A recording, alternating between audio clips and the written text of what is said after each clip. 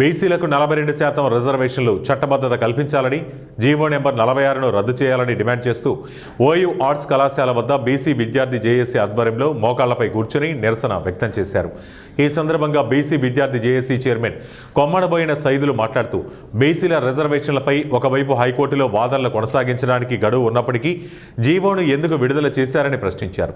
Kamareddy declaration ప్రకారం 42% రిజర్వేషన్లు అమలు చేస్తామని, అందుకు కట్టుబడి ఉన్నామని గత 2 ఏళ్లుగా ప్రభుత్వం ప్రకటిస్తూ బీసీలను మోసం చేస్తూ మభ్యపెట్టిందని విమర్శించారు.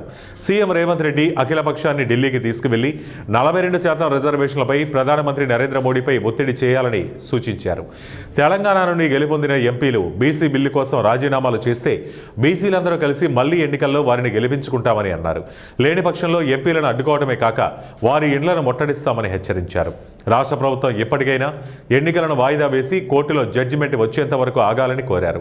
లేని పక్షంలో బీసీల నుంచి తిరుగుబాటు తప్పదని సైదులు హెచ్చరించారు.